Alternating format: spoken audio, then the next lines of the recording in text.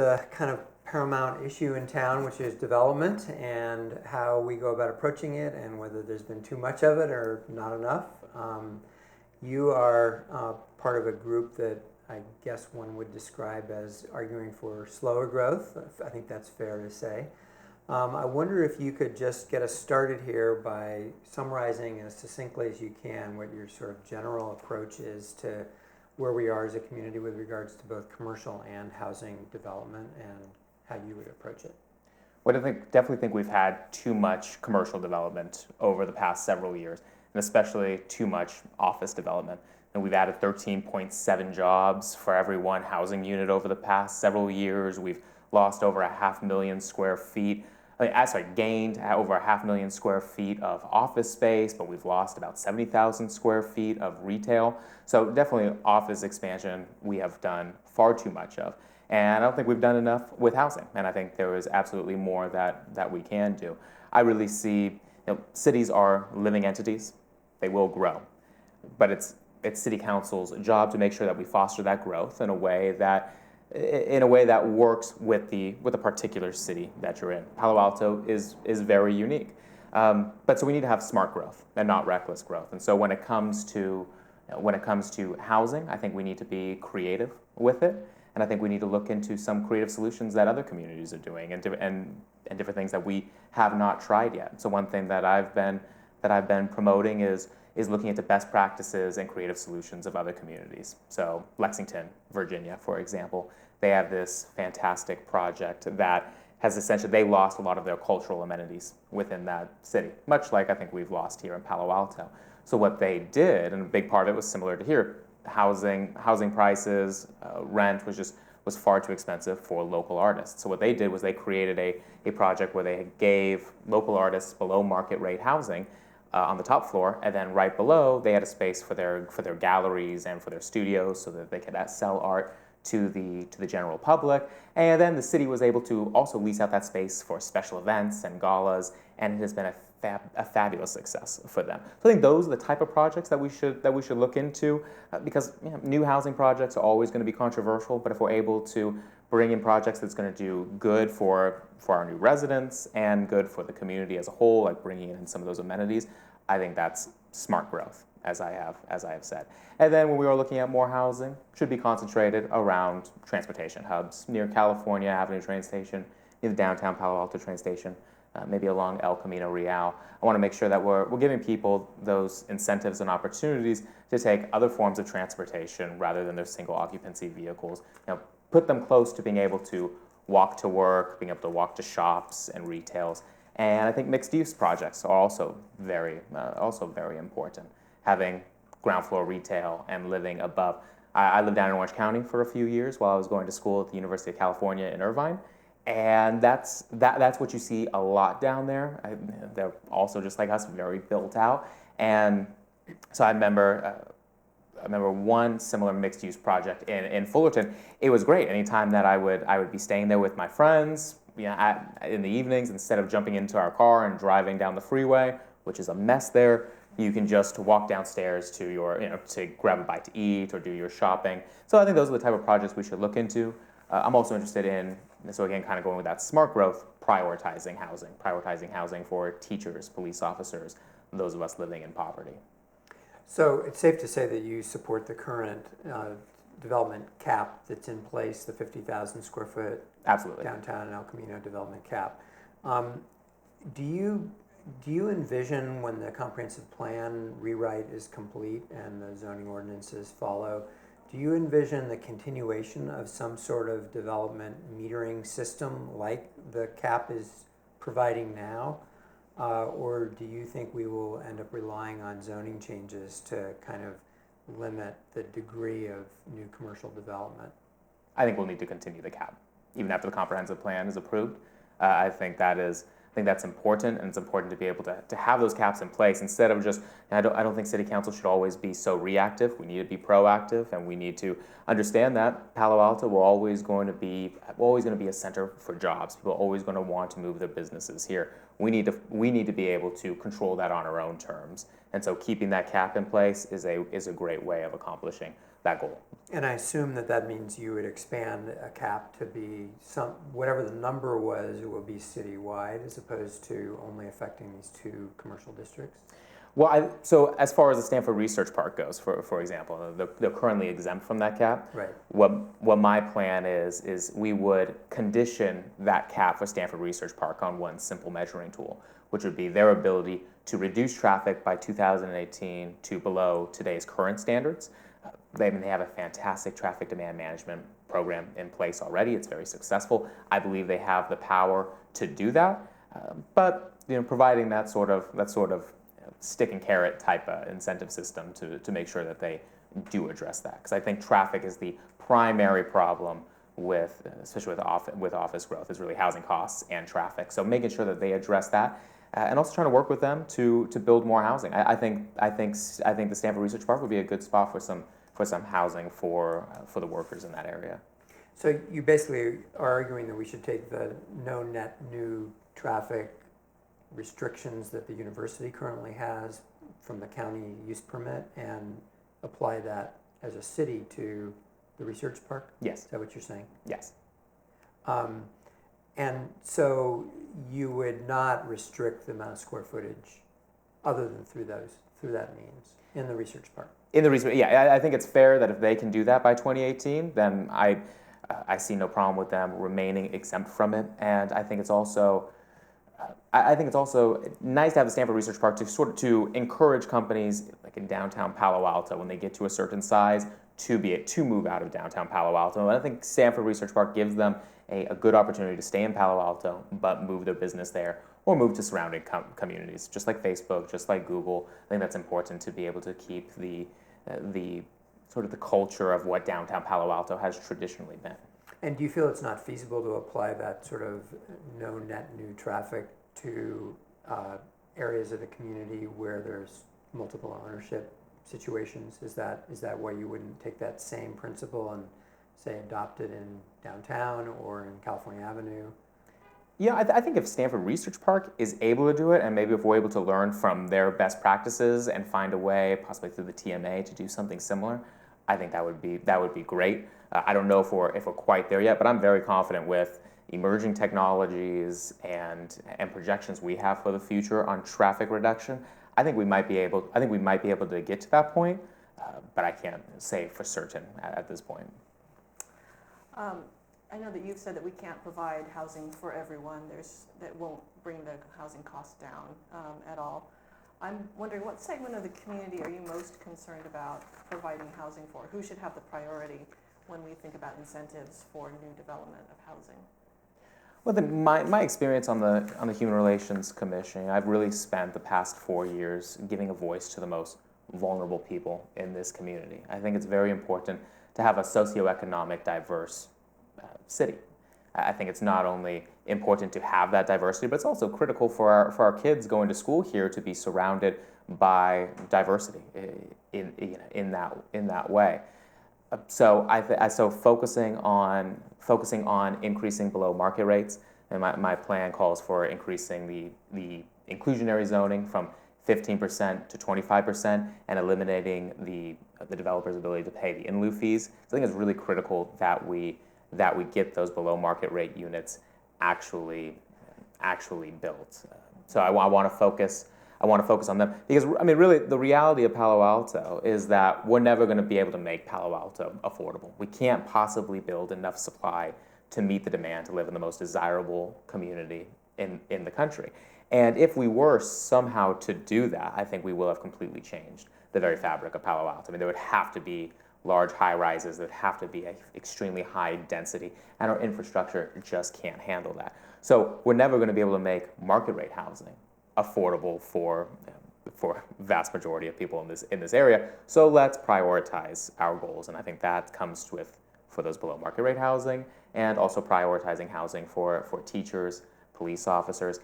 Not only is it important, I think, to have, I think the people, of course, I'm biased, my mother's a teacher, my fiance is a teacher, but I think it's very critical to be able to have the people who teach our children, either living in the community or living nearby in the community, and it's also a great recruitment tool for them. I mean, I can't tell you how many times that I've been sitting down. Now my fiance she teaches at Menlo Atherton High School, so she's not in Palo Alto. But just about a month ago, I was having dinner with many of her colleagues, and they're just telling me horror stories of how they're living in Gilroy, Morgan Hill, Felton, and taking over 2 hours to get to work. And so I worry about our ability to retain and recruit the best talent for teachers in this community. And the police officer is the exact same way. We only have one police officer living in the community in Palo Alto right now. He's about to retire in a few years.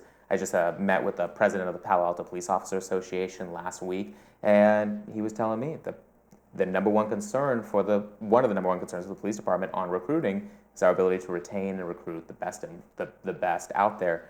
Because what's going to stop? Right now, we pay our police officers about the median price range in the community.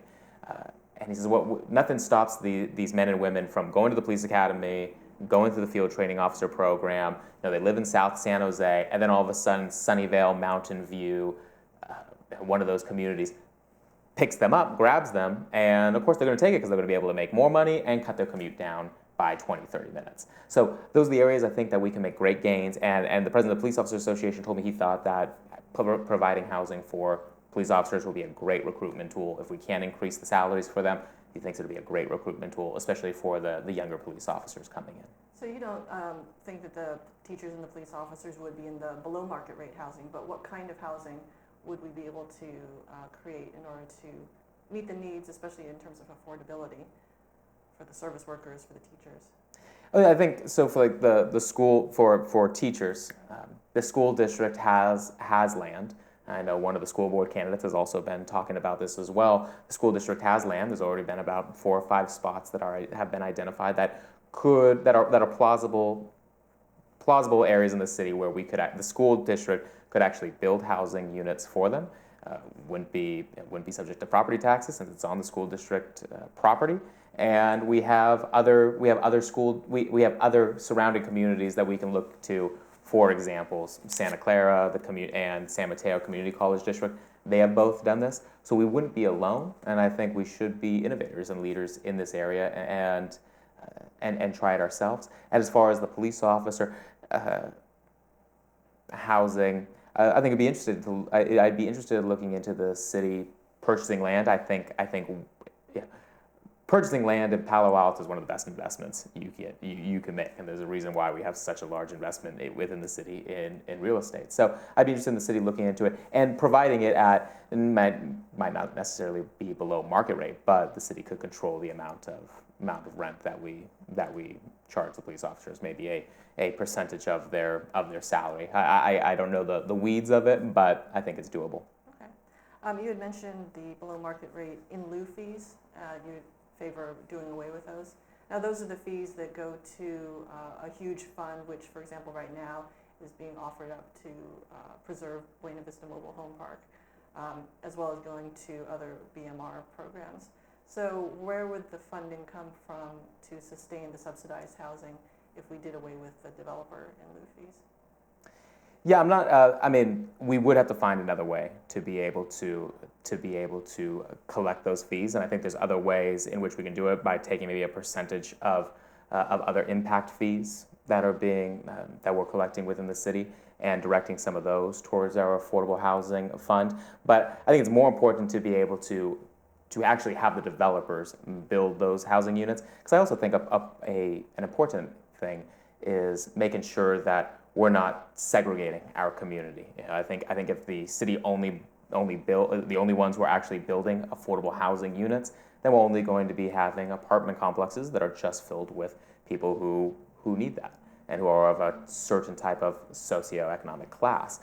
And so I think it's very important to be able to have these units actually being built amongst the other residents, so that way we can diversify our housing, diversify our schools, really diversify the community. I think that's important. We actually have a lot of housing in this community that is what you describe, where it's 100% occupied by lower income seniors, by low income families. So that's not a unusual thing Right. to already exist within the community. generally speaking, since any below market rate rental or for sale housing has to be subsidized in some way, the price of those units, the affordability of those units goes down with an increase in density. And density comes primarily through building larger buildings than the zoning would currently allow. So under what circumstances would you support more generous building allowances in order to achieve what you're describing? For example, would you support going beyond the 50-foot height limit if it meant we could have twice as many affordable units in a project? Yeah, generally I'm definitely not in favor of going above the 50-foot limit, but I think there could be some exceptions for certain housing, like for housing for like for special needs adults, things like that, where there wouldn't be as much of an incentive for a developer to build it, and I think the city would have to be willing to give a little more to have some of those units actually built. But then there's a lot of areas in the city that we wouldn't have to rezone R1 neighborhoods, which I would not want to touch. We could rezone areas such as near downtown, near California Avenue, near El Camino, where we could repurpose mixed use that have been zoned for retail on the ground floor and office space above. We could rezone that area to make sure that we could have retail on the ground floor and housing units above. So I think those are the type of adjustments that we could make. But that doesn't create the housing you're describing. That creates a housing that will be very expensive. Well, right. But then the hopes is with the inclusionary zoning that would then require those developers to actually build those. And so, as I said, I'd be willing to work and give up some concessions to be able to have some of these units built. It will be needed, but we need to understand that there are certain areas where we're not going to change. I don't think we should be touching R1 zoning. I don't think we should be doing that. But there are areas in the city where going above the 50-foot limit to make 55, 56, closer to 60 would make sense in areas as long as it maintains its compatibility with that area. So like I said, like downtown, like California Avenue, those are areas where it could make sense and we could do that negotiation.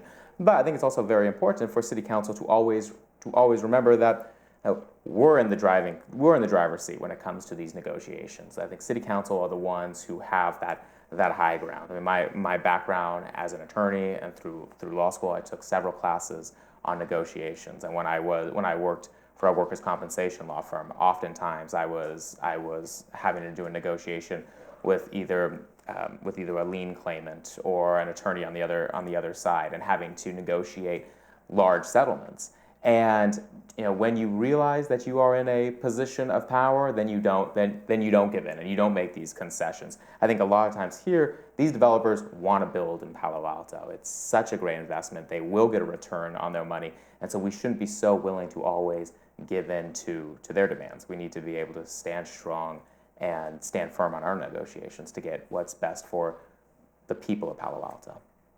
So one of the ways in which we could create more of the housing you're describing is by using city-owned land, which is obviously land that's free. And one of those places is city-owned parking lots. Could you envision yourself supporting development of affordable rental housing units, apartment units, on top of parking lots in Palo Alto, and going above the 50-foot height limit, for example, so that you can have those rental units be actually affordable to the kinds of people you're talking about? Yeah, I mean, I could see that being a possibility. I'd have to. I always give a lot of times the lawyerly response on, well, it depends. Sure. So of course it would depend on the project, but I could see that being a very feasible option for the city to be able to actually build these units. I'm just trying to probe as to how inviolate the 50-foot height limit is to you. So what I'm trying to. Right. I mean, I'm very against. I do not like the high rises that we currently have in Palo Alto. I do think many would agree that that was a mistake in our planning years ago, and I worry that I worry of a city that starts to begin to look like Redwood City, Mountain View, parts of Sunnyvale that are starting to develop these high rises, and it's very difficult to once we go down that path to actually stop it. And so right now, especially with the new comprehensive plan, we are really at the precipice of the city, of the direction that we want to take. And I do believe that this election will be sort of the referendum on that the voters will have the choice to make of what type of city we want Palo Alto to be. I think when you look at what the other candidates have said, and in that first form, we were asked what type of city what other city besides Palo Alto do you admire? And some candidates said Redwood City, said Mountain View, and I think that was, I think that was telling of the type of community that they would like Palo Alto to be. Other candidates mentioned Los Altos, Los Gatos. I say San Francisco purely for the Giants. Purely for the Giants. That's absolutely it. Yeah, and I gotta say, I gotta give them a shout out for tonight. It's gonna be a good game. But so I think that was telling. Let's turn our attention to public transportation, because we seem to be in a bit of a chicken and egg situation. There's not enough riders to sustain the services, so VTA is thinking about cutting back. So we have great Caltrain ridership, but in the bus and shuttle area, it's kind of anemic. So it seems like we're pretty much at the mercy of VTA. We have one vote, on the county board. We don't have a lot of funding coming in. What do you think you could offer as an approach to increasing the robustness of public transit in town, whether that's shuttle or largely VTA? Well, so I think this issue this and development are the two greatest issues in Palo Alto right now. And I know transportation is the biggest issue for senior citizens. And being on the Human Relations Commission, I'm one of the co-founding members of our subcommittee on senior citizen services. And one thing that we have done is we held about almost 2 years ago now a summit that brought together all the different service providers for senior citizens. And then we followed that up also with a survey that we had seniors take within the community. And the one message that was consistent across both as the number one priority for senior citizens in Palo Alto is transportation, and especially the need to have a stronger, more robust shuttle system within Palo Alto. And we're going to need to continue to really invest in this over the next several years. I mean, by 2030, our senior population is going to double. It's about 17.1% right now. That's going to double in a very short amount of time. And so we need to be prepared for that. And so having a robust shuttle system, I think, is very important. You're right. It's very difficult to be able to make sure that the VTA keeps these lines here in Palo Alto. We don't have a great voice on that board. We need to make sure that we do everything we absolutely can to try to keep those lines in place. But we need to be ready if that doesn't happen. And even if it happens or if it doesn't, I think we really need to expand our own shuttle service. I mean, so many times I've heard people say, "Yeah, I'd love to take the shuttle, but I can't read the schedule. I don't know when it stops. It's not consistent. There's not enough of them. There's no point for me to do it." And I agree. I mean, I never take the shuttle for those exact same reasons. I mean, I can read a contract, but I can't, a complex contract, but I can't read the shuttle maps or the schedule. So that needs to change. We really need to have that managed and that system made robust. We need more shuttles. We need more shuttle times. We need more service for those. And after the very first forum, an elderly woman came up to me afterwards, and her name's Ellen, and she basically said, "I'm very concerned that VTA is going to cut their bus line along Middlefield. I rely on that to get from my home in downtown Palo Alto to Midtown where I do my shopping." And then I think she said she kind of did a little part-time work up in Castro Street in Mountain View. And she was really concerned about that. And she said, "I don't know what's going to happen if they cut that, what I'm going to do." and so it's those people who we really need to be watching out for, because once that goes, we could be facing a real crisis in Palo Alto. Another thing I'm interested in is seeing if we can partner with surrounding cities and see if we can form some sort of partnership for a shared shuttle service. I think that would be a great way to handle it. I mean, all these northern cities in the county are facing similar problems, so I think there would be an appetite for that. Where do you think the funding should come from to increase the Palo Alto shuttle? I'd be interested in. I know the business tax came up, and so I think we should be looking into. I think we should be looking into a type of business tax to see if we can help fund some of these services. I mean, the TMA is, I think, a great tool we're going to be able to use to reduce traffic. They need to be well funded. The shuttle program needs to be funded. So I think looking into a type of business tax could be a good way to go about that. Let me ask you about the residential parking program downtown. Are you satisfied of where we are with that? Do you have any suggestions for how it would be improved? How is that going from your standpoint?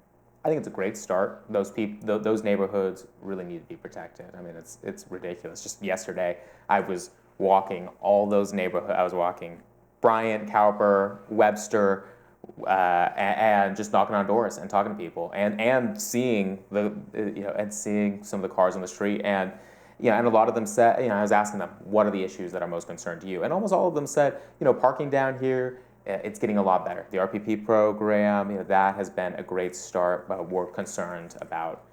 We're concerned, will that stay? What will it look like over the next several years? So I think that is a great start. I think City Council has done a very good job at making sure that we have that RPP program is really necessary. I do want to see that. I do want to see the amount of non-resident permits be reduced over the years. Unfortunately, I don't think we'll ever get to zero. But it'd be great if we could. But I don't know if that's a real possibility. But I like the tiered approach of I think the current plan is reducing the amount of non-resident permits by about 200 a year. Currently now we're at about 2,000 non-resident permits a year. I think that number might be a little too high. It seems like some of the zones, especially the more distant zones around downtown, like 1 or 2 non-resident permits that have been sold in some of those. So I think it needs to be tweaked, like all new policies need to be. But I think it's a good start. And do you feel the Crescent Park concerns are being addressed appropriately at this point? I've heard from a lot of residents there that they don't feel like it. They feel like they need some more protections. And I do think we need to take a holistic approach to this and look at the city as a whole and realize that certain developments, if they occur, will probably really need to expand that RPP program. So for example, the project on the corner of the old VTA site, at the corner of El Camino and Page Mill, if that gets built and if that is underparked as it is currently proposed, then I just know how people are going to work. They'll say, yeah, that's fine. I don't need to park a car here at my apartment, but then they'll park their car down on Cowper or on Waverly Street. That's going to happen. I think like 95% of Palo Altans own at least one car, and we're not going to change that. People in California rely on their cars. It's too bad we're not like New York or Boston or Paris that have these great transportation infrastructures, but people will take the car. And so if that happens, that RPP program is going to need to be expanded in various parts of the city. Well, it's already, of course, being likely to be expanded here in the California Avenue area, right, in Evergreen Park. Do you envision, would you support that taking the same kind of blended use approach that's being used downtown, or something more similar to College Terrace where non-residential parking is completely prohibited? I think for this area, the blended downtown approach could be the strongest way to do it. But I'm also a big proponent that the great thing about local government is that you can be quicker. I think local government can be quicker to respond to to problems. And maybe not historically it has happened. We we have problems, but we should be. So I think with this area, it's we can try the blended approach, and if it doesn't, and if it's just not working, we can switch it up. But we should be willing to try something and be proven wrong. One of the quality of life issues that has been discussed is Airbnb. The council had an opportunity to weigh in on it last year and declined to do so, thinking that it wasn't very much of a problem.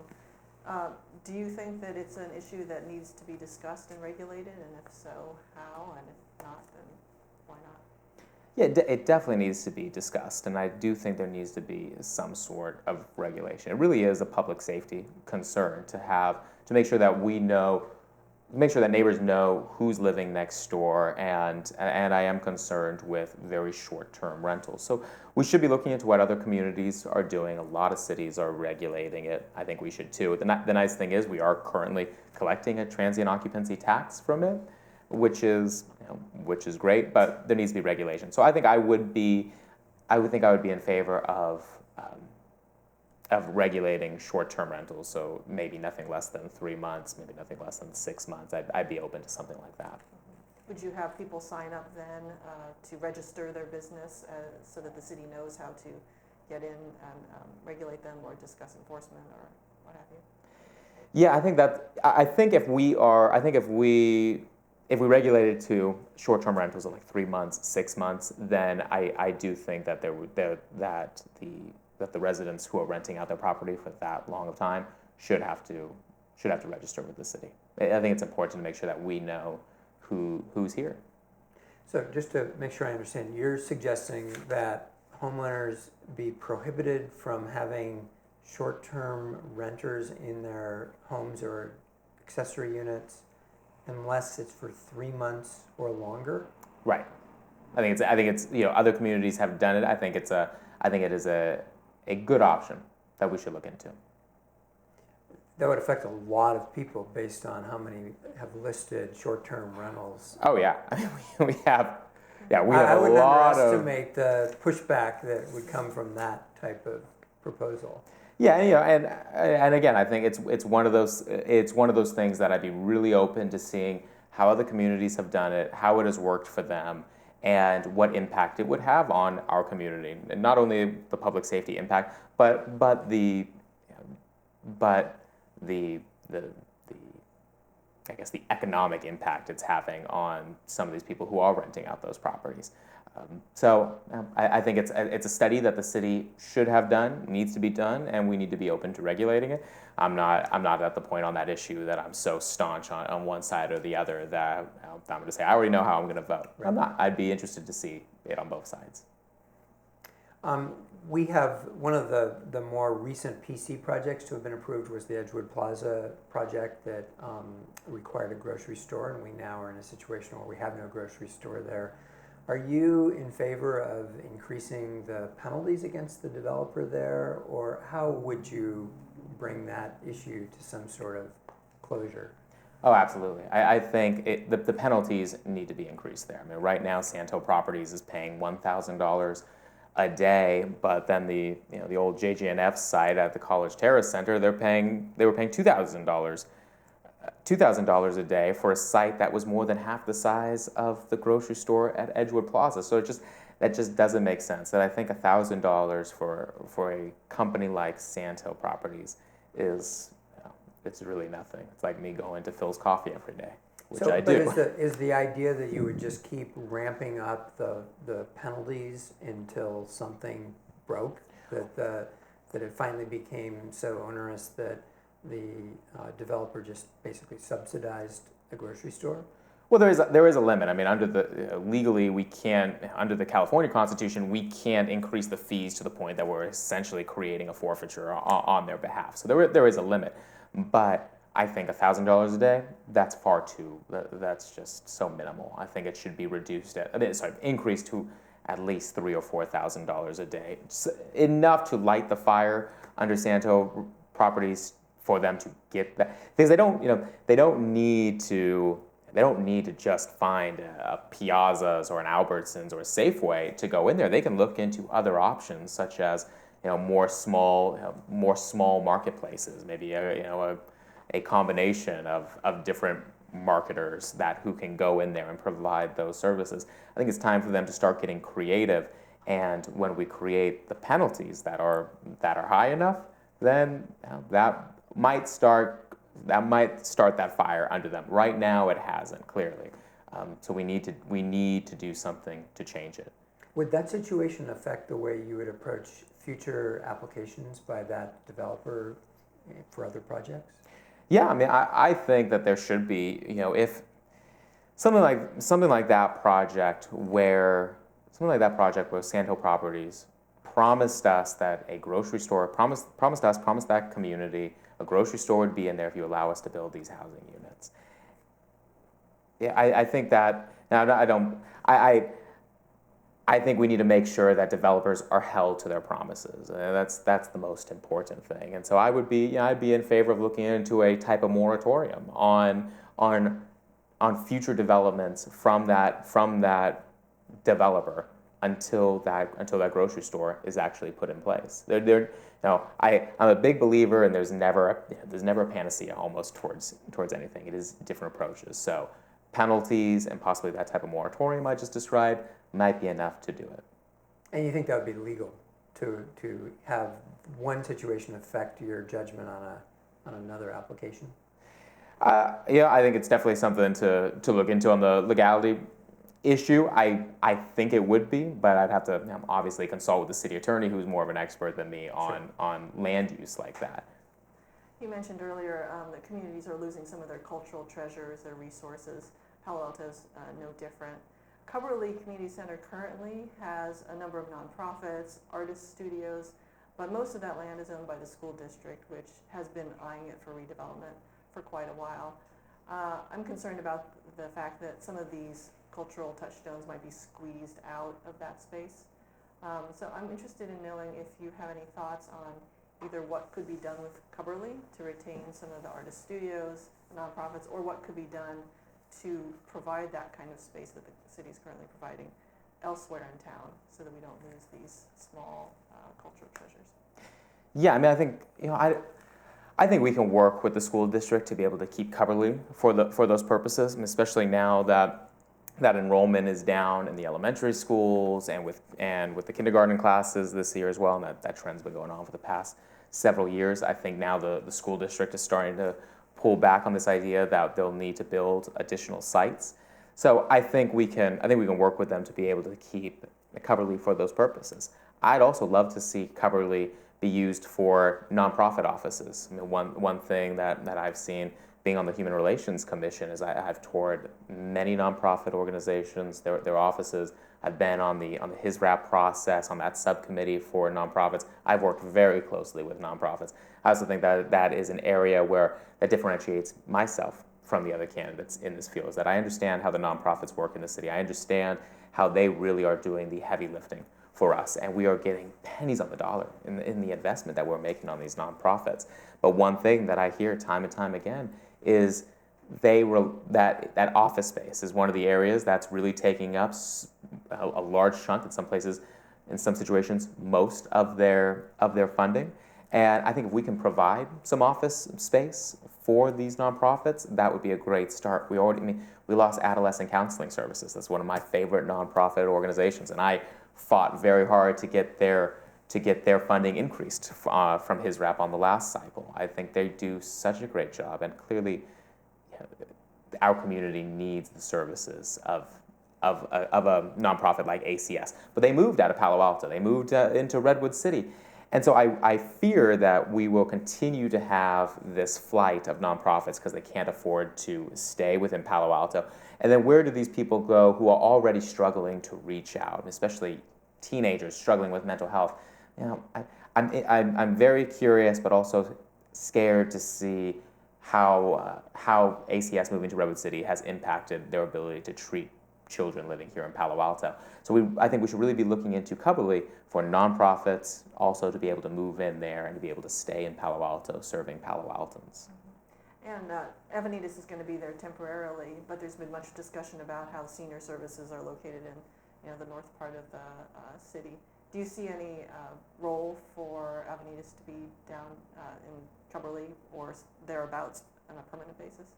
I'd love to be able to see Avenidas be able to have a presence both in North Palo Alto and South Palo Alto, or a similar organization that serves senior citizens, because again their ability to be able to get around Palo Alto and to be able to reach a supermarket or the gym or a swimming pool or a park is critical for them. And so if we're not going to provide that robust transportation infrastructure that they need to be able to get around, because a lot of them, they really need door-to-door service to be able to get these life necessities, then we need to provide more opportunities for them to be able to, like South Palo Alto and North Palo Alto.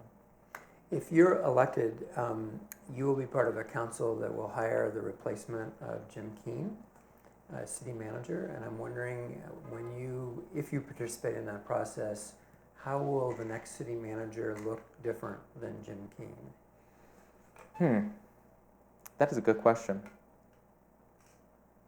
I don't know. Essentially, how he would look different than Jim Keene. I think I would be just very interested to make sure that the next city manager has an understanding, has an appreciation for how city management and city employees work with city council to make sure that the vision is shared across council, across management, and across the city employees.